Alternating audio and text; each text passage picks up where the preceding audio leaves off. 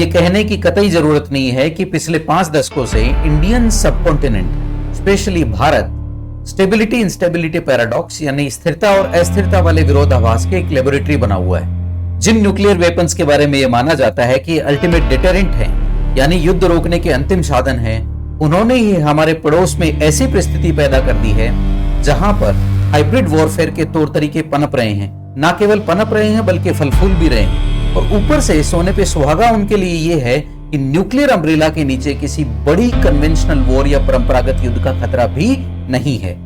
लेकिन अप्रैल 22, 2025 को यह पैराडॉक्स टूट जाता है या भंग हो जाता है।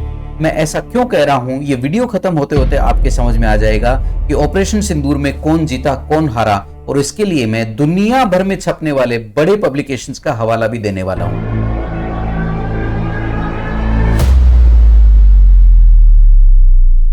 जम्मू कश्मीर राज्य में एक जगह है पहलगाम।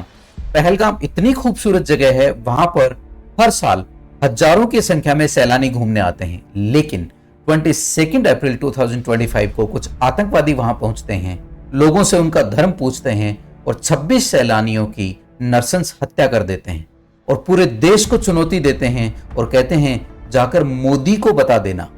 और फिर वो तस्वीर जहां पर एक नवविवाहित नेवी ऑफिसर की पत्नी अपने पति के शव के पास बैठी है, एकदम सुन्न, और वो तस्वीर जब लोगों के सामने आती है तो पूरे देश का खून खोलने लगता है और आंखों में खून उतर आता है। और इस घटना के बाद भारत पहले राजनीतिक स्तर पर जवाब देता है और इंडस वाटर ट्रीटी को सस्पेंड कर देता है, और सामरिक स्तर पर भारत उस योजना पर काम करना शुरू करता है जो आजाद भारत के इतिहास में ना तो हमने पहले कभी देखी ना सुनी, और आतंकवाद की नर्सरी कही जाने वाले पाकिस्तान ने उसकी कल्पना भी नहीं की।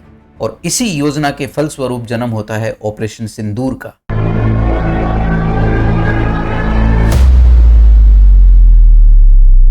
और इस बार भारत केवल आतंकवादी ठिकानों को ठोककर उनको नष्ट ही नहीं करने वाला है, इस बार उस विचार की भी बखिया उधेड़ने वाला है जिसमें दुश्मन को यह लगता है कि वो न्यूक्लियर अम्ब्रेला के नीचे भारत के खिलाफ प्रॉक्सी वॉर या छद्म युद्ध जारी रख सकता है। और इस बार तमाचा ऐसा पड़ने वाला है कि जिसकी गूंज पूरी दुनिया में सुनाई देती है। आप सभी जानते हैं कि पाकिस्तानी एयरफोर्स की अपनी औकात से ज्यादा उछलने की आदत रही है।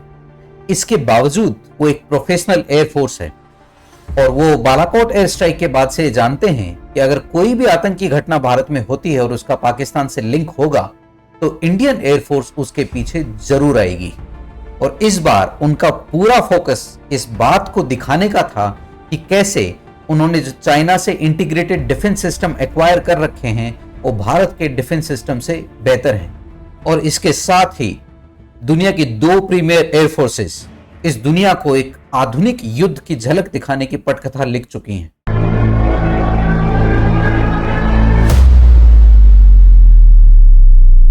फिर शुरू होता है ऑपरेशन सिंदूर। 7 मई 2025 को रात को 1 बजे इंडियन एयरफोर्स के 60 जहाज जैश-ए मोहम्मद और लश्कर-ए-तोयबा, जिनके हेडक्वार्टर्स मुरीडके और भावलपुर में हैं, उनको नष्ट करने के लिए पाकिस्तान की सीमा की तरफ उड़ान भरते हैं।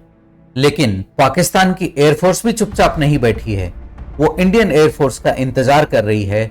वो कुछ दिन पहले ही युद्धाभ्यास करके अच्छे से तैयार होकर बैठे हैं। पाकिस्तान के J-10C और JF-17 विमान अपने रेडार्स को ऑफ करके दुबक कर पाकिस्तान की सीमा के भीतर उड़ान भर रहे हैं। वो ऐसा इंडियन एयरफोर्स से डर के मारे नहीं कर रहे हैं, वो इंडियन एयरफोर्स को एम्बुश करने वाले हैं। और उनको डेटा कहां से मिल रहा है?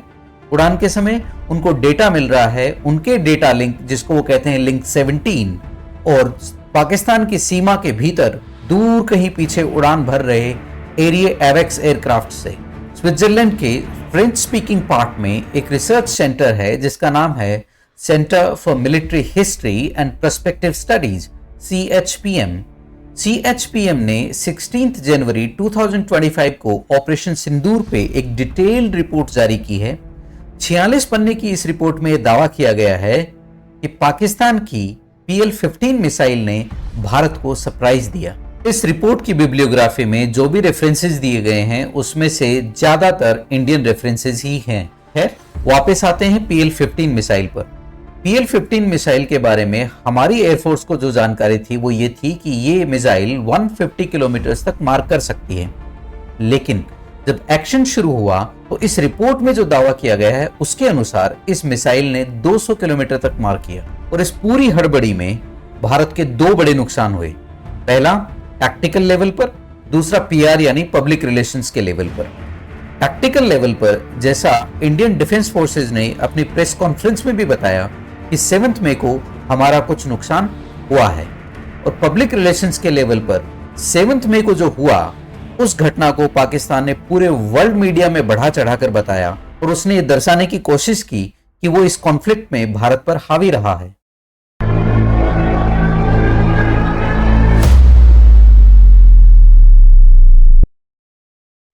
और 7 मई की घटना के बाद यह कॉन्फ्लिक्ट अब 88 आवर्स की एक हॉट वॉर में बदल जाता है। तथाकथित इनिशियल सक्सेस से जोश में आया पाकिस्तान भारत के एयर डिफेंस सिस्टम को सेचुरेट करने के लिए 8th, 9th और 10th मई को 600 मिसाइल और ड्रोन्स भारत की तरफ लॉन्च करता है। लेकिन ये सभी के सभी भारत के इंटीग्रेटेड एयर डिफेंस सिस्टम को भेद नहीं पाते हैं या पेनिट्रेट नहीं कर पाते हैं। और भारत का S-400 सिस्टम जब ऑपरेशनल होता है तो उसके डर के मारे पाकिस्तान के हवाई जहाज या एयरक्राफ्ट पाकिस्तान की सीमा के भीतर बहुत दूर फ्लाई करने लगते हैं। अब शुरू होता है असली खेल। 8th और 9th मई को भारत शुरू करता है SEAD, suppression of enemy air defence. Israeli Harop drone का यूज करके भारत पाकिस्तान के सर्विलांस रेडार्स जो उन्होंने प्रसूर और चुनियान में डिप्लॉय कर रखे थे उनको जैम कर देता है और उनको बाद में मिसाइल से उड़ा देता है। और अब उस एरिया में पाकिस्तान हवाई निगरानी नहीं कर पाता है। Pakistan is completely blinded. और पाकिस्तान को बड़ा झटका तब लगता है जब भारत की S-400 बैटरीज पाकिस्तान में 300 किलोमीटर भीतर कहीं दूर उड़ रहे उनके एरिए या एलिंट एयरक्राफ्ट को शूट डाउन कर देता है, यानी उसको उड़ा देता है।